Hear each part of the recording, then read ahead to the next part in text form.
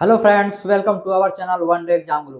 Friends, मैं Sonu sir one day exam guru channel पर एक बार पुनः आप सभी का स्वागत करता हूं।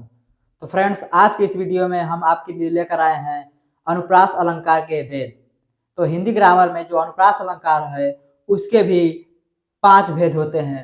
कौन कौन से अनुप्रास अलंकार के कौन कौन से 5 भेद होंगे? तो छेकानुप्रास, वृत्त्यानुप्रास, लाटानुप्रास, श्रुत्यानुप्रास और अंत्यानुप्रास। तो फ्रेंड्स, अनुप्रास अलंकार के ये 5 भेद हैं जिनसे प्रश्न परीक्षा में बनते हैं। तो आइए हम लोग इन पांचों भेदों को परिभाषा और उदाहरण के माध्यम से समझ लेते हैं। तो फ्रेंड्स, वीडियो शुरू करने से पहले आपसे एक छोटा सा रिक्वेस्ट है कि प्लीज अभी तक आपने यदि मेरे चैनल को सब्सक्राइब नहीं किया है तो प्लीज चैनल को अभी सब्सक्राइब कीजिए और वीडियो को लाइक कीजिए और अधिक से अधिक मात्रा में अपने दोस्तों तक शेयर कीजिए और साथ ही घंटी का बटन दबाकर नोटिफिकेशन भी ऑन कर लीजिए ताकि मैं जो भी वीडियो नया बनाऊं आप तक सबसे पहले उसका नोटिफिकेशन यानी सूचना मिल जाए। तो आइए हम लोग शुरू करते हैं। हमारा अनुप्रास अलंकार में पहला अलंकार है छेकानुप्रास। छेकानुप्रास अलंकार, छेकानुप्रास अलंकार को हम लोग कैसे पहचानेंगे? तो कोई भी वर्ण या व्यंजन अनुक्रमित रूप से 2 बार आता है। यदि कोई वर्ण अथवा कोई व्यंजन लगातार जब 2 बार आता है तो क्या होता है? वहां पर छेकानुप्रास होता है। जैसे क्या दिया है? रिझी रिझी रहसी रहसी हंसी हंसी उठे सांसे भरी आंसू कहत दई दई। यानी कि इस उदाहरण में क्या है? रिझी रिझी मतलब लगातार 2 बार आया है, रहसी रहसी लगातार 2 बार आया है, हंसी हंसी अनुक्रमित रूप से लगातार 2 बार आया है। ठीक है, तो इसलिए इसमें क्या होगा? छेकानुप्रास होगा। तो छेकानुप्रास होगा। ठीक है, और अनुप्रास अलंकार का जो है अब हम लोग देख लेते हैं कि दूसरा भेद क्या है? वृत्त्यानुप्रास। अनुप्रास अलंकार का दूसरा भेद है वृत्त्यानुप्रास अलंकार, जहां एक ही वर्ण या व्यंजन की एक या अनेक बार आवृत्ति होती है। छेकानुप्रास में क्या था कि किसी भी वर्ण अथवा व्यंजन की केवल 2 बार आवृत्ति होती है, यानी 2 बार दोहराया जाता है। जबकि वृत्त्यानुप्रास में क्या है कि किसी वर्ण अथवा व्यंजन को एक अथवा एक से अधिक बार आवृत्ति होती है। तो वहां पर क्या होता है? वृत्त्यानुप्रास। जैसे शेष महेश गणेश दिनेश सुरेश हूं जाहि निरंतर गाँव। यानी कि जो शेष महेश गणेश दिनेश सुरेश में क्या है? 100 वर्ण की ठीक है, 100 वर्ण की क्या है? बार बार आवृत्ति हुई है। तो इसलिए यह क्या हो गया? आपका वृत्त्यानुप्रास हो गया। तो उम्मीद करते हैं कि आप लोग को छेकानुप्रास और वृत्त्यानुप्रास में अंतर भी अच्छी तरह से समझ में आ गया होगा। जहां पर कोई वर्ण 2 बार आता है, क्रमिक रूप से 2 बार लिखा जाता है, ठीक है, यानी लगातार 2 बार लिखा जाता है, तो वहां पर क्या होगा? छेकानुप्रास होगा।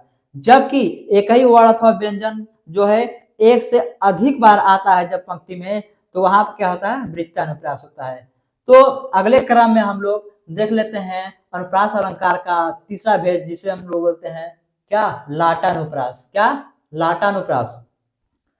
तो आइए दोस्तों हम लोग देख लेते हैं लाटानुप्रास। लाटानुप्रास किसे कहते हैं?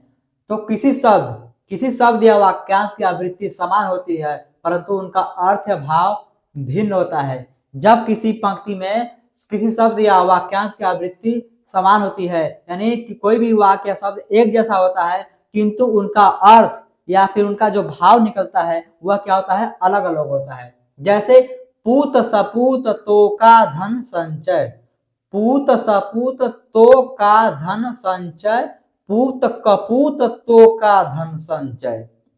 यानी कि जब पूत जो है, जो पुत्र होता है, पूत मतलब पुत्र, जो पुत्र होता है, जो सपूत होता है, जो पुत्र सुपुत्र होता है मतलब अच्छा, सपूत मतलब अच्छा पुत्र होता है। ठीक है, यानी जो पुत्र सुपुत्र होता है, सुंदर पुत्र होता है, अच्छा पुत्र होता है, वह धन को किस प्रकार से संचय करता है। ठीक है, और जो पुत्र कपूत होता है वह धन को किस प्रकार से संचय करता है, इसी को बताया गया है इसमें। ठीक है, तो इसमें क्या है कि इन दोनों का अर्थ जो है क्या है? भाव जो है अलग अलग निकल रहा है। यहाँ पर पूत तो का धन संचय, इसमें भी है पूत तो का धन संचय, लेकिन यहाँ पर धन को संचय करने की बात की जा रही है कि अच्छे प्रकार से संचय किया जा रहा है धन को, यहाँ पर धन को संचय नहीं कर पा रहा है। ठीक है, तो इसमें क्या हो गया, लाटानुप्रास। यानी इसमें क्या होता है, लाटानुप्रास में केवल भाव की प्रधानता होती है, इसमें जो भाव निकलता है, ठीक है, उनका अर्थ जो निकलता है वह क्या होता है, भिन्न भिन्न होता है, लेकिन शब्द जो है या वाक्यांश जो है एक जैसे होते हैं। वाक्यांश का मतलब क्या होता है, किसी वाक्य का एक छोटा सा रूप, छोटा सा अंश, छोटा सा भाग को बोलते हैं क्या, वाक्यांश। तो हमारा अगला अनुप्रास है क्या, श्रुत्यानुप्रास। श्रुत्यानुप्रास अलंकार, यानी श्रुत्या यानी श्रुत्या से शब्द से तात्पर्य ही है सुनने से। श्रुत्या मतलब सुनने से, यानी कानों को मधुर लगने वाले वर्णों की जब आवृत्ति होती है तो वहां पर क्या होता है, श्रुत्यानुप्रास। यानी जिस काव्य में, जिस पंक्ति में कानों को मधुर लगने वाले वर्णों की आवृत्ति होती है तो वहां पर क्या होता है, श्रुत्यानुप्रास होता है। जैसे बंदम गुरुपद पदुम परागा सुरुचि सुबास सरसय अनुरागा। तो इसमें क्या बोल रहे हैं हम लोग, इसमें क्या है, हम लोग जिस तक गा रहे हैं इस मधुर वाणी में जब गा रहे हैं तो लोगों को कानों को सुनने में कितना ही मधुर लग रहा है, कितना मीठा लग रहा है। कैसे, बंदम गुरुपद पदुम परागा सुरुचि सुवास सरसय अनुरागा। तो इसमें हम लोग क्या कर रहे हैं, गाने में हम लोग को कानों को सुनने में क्या लग रहा है, अच्छा लग रहा है, मधुर लग रहा है, मीठा लग रहा है। ठीक है, तो इसलिए क्या हो गया, यहाँ पर श्रुत्यानुप्रास हो गया। ठीक, तो आइए हम लोग अगला अनुप्रास देख लेते हैं, अंत्यानुप्रास। ठीक है, अंत्यानुप्रास अलंकार। अंत्यानुप्रास अलंकार शब्द से ही आपको ज्ञात हो रहा है कि जिसका अंत एक जैसा हो, यानी अंत्य मतलब अंत और प्रास मतलब वर्ण, यानी जिस काव्य में, जिस पंक्ति में उसका अंत एक ही वर्ण से होता है वहां पर क्या होता है, अनुप्रास अलंकार होता है।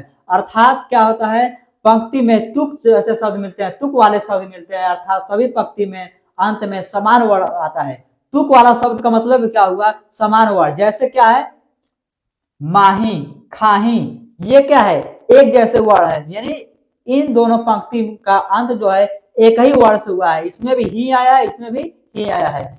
तो उदाहरण में क्या दिया है पूरा, हंसा बगुला एक से रहत सरोवर माही, बगुला ढूंढत माछरी हंसा मोती खाही। मतलब हंस और बगुला एक जैसे हैं, दोनों ही सरोवर में रहते हैं, लेकिन बगुला जो है मछली को ढूंढता है और हंस जो है मोती खाता है। ठीक है, तो आप लोग को अर्थ से मतलब नहीं है, अर्थ समझ में आए या ना आए फिर भी आप क्या कर सकते हैं, अंतिम वर्ण को देखकर आप क्या पहचान सकते हैं कि इस उदाहरण में अंत्यानुप्रास होगा। तो दोस्तों इस प्रकार हमारा अनुप्रास अलंकार के सभी भेद का परिभाषा एवं उदाहरण के माध्यम से बता दिया गया है। उम्मीद करते हैं कि आप लोग को सब कुछ अच्छी तरह से समझ में आ गया होगा। तो फ्रेंड्स वीडियो को लाइक करें, शेयर करें, और यदि अभी तक आप मेरे चैनल पर नए हो तो प्लीज चैनल को सब्सक्राइब करें। Thank you.